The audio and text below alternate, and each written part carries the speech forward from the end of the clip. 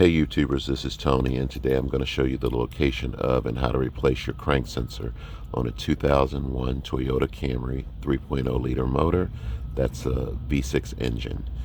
The crank sensor is located on the passenger side of the car, just above the oil pan, behind the harmonic balancer.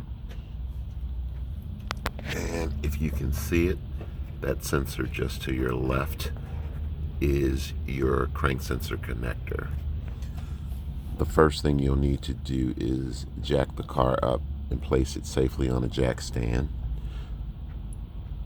Then you need to remove the passenger side front wheel. The next thing you want to do is remove the black plastic wheel well cover that surrounds the wheel and move those things to the side. And there is your harmonic balancer, which is where the crank sensor sits, right behind it.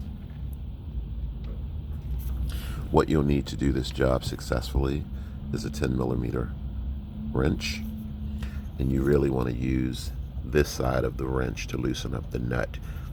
You won't really be able to get this part around the nut, so you're going to have to break it free with this part of the nut. So you'll notice there's your drive belt, your harmonic balancer, and then again your crank sensor sits back there. You'll also need a long flathead screwdriver.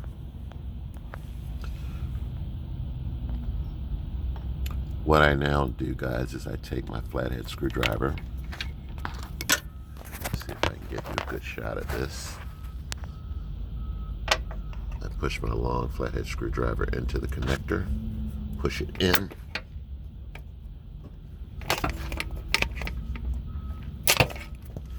and as you'll notice, the connector is now free. You can just basically take your hand and disconnect the connector, and there's your connector. Just take your time, guys, when you're doing this. The flathead screwdriver will help you remove this connector easily, and you can set that to the side. Now what you want to do, guys, is you want to take your wrench and basically you want to break the nut loose by turning it to the right.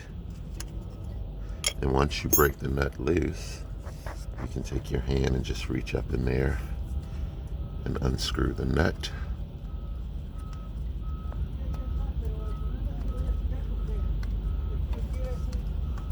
Just keep unscrewing the nut until you get it out. Be careful and try not to drop it.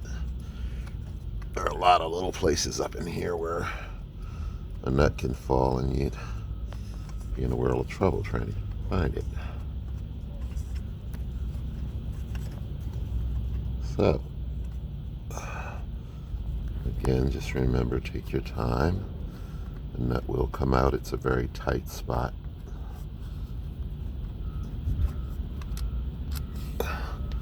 So there is your 10mm nut that secures the crank sensor in.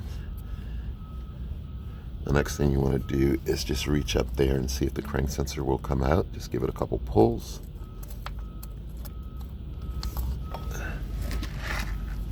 And there's your crank sensor. What you want to do is examine your new crank sensor. It should be identical to this one. I'm not actually installing a new crank sensor. Someone asked me to make a video because they didn't know how to do this, so I thought I'd go ahead and make a video to help that person out. So once you've examined your new crank sensor, it should be identical to this. Notice that there is a O-ring seal on this crank sensor. It's plastic, rather. What you want to do is just take a little bit of fresh grease and coat this particular part of the crank sensor anyway. I highly recommend it. And then what you can do is, once you have done that and you have your new crank sensor, you're ready to install it. A lot of videos will tell you that you need to remove the harmonic balancer on these Toyotas. Actually, you don't. You can save yourself a lot of time and trouble. All you really need is that long flathead screwdriver, and that will do the job easily. So now that you have your new crank sensor and it matches your old crank sensor, you want to go ahead and install your new crank sensor. So basically take your crank sensor,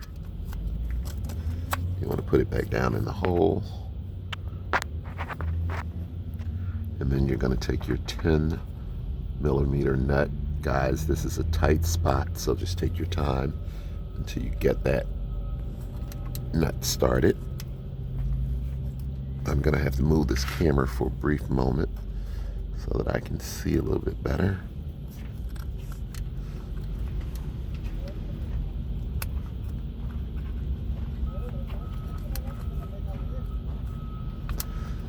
So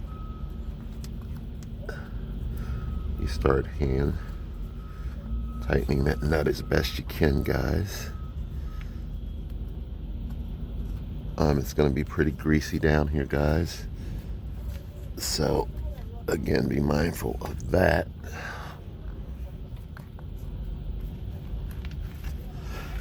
And then what you want to do once you get that nut in there, guys, you just basically torque this nut down. You don't need to go bonkers with it. Just torque it down until it's nice and tight. When you're done, find your electrical connector, which mine is up there somewhere. There we go. You want to find your electrical connector. Now it's a good time to also examine the electrical connector. Make sure it's not all busted up, cracked up. If it is, I highly recommend that you replace it. It'll save you a lot of time and trouble. So what you do is you take your electrical connector, and what you want to do is snap it back in until it clicks. Make sure you've torqued down your nut nice and tight, and then you're pretty much done. Again, a lot of videos will tell you that you need to remove the drive belt, the harmonic balancer, a whole bunch of stuff that you really don't need to do. The crank sensor replacement on this vehicle is exceptionally easy, just as you've seen. Okay guys, now that I have the 10mm bolt torqued down, you'll see the bolt there is completely in. Word of advice, I found an easier way to actually tighten that nut. It's a very tight spot right there. It was easy coming out, but a little bit more difficult going back in. So what I did was I took 2 long 3/8 drivers, a ratchet, a 3/8 swivel, and a 10mm socket, and I went in from the top of the engine on a slant, and I was able to tighten the bolt with no problem. So I use this ratchet, 2 long drivers, and a swivel, and it worked just fine that way. So now that you've reinstalled your crank sensor, all you need to do is make sure that the connector is back in, and as you see, the connector is connected.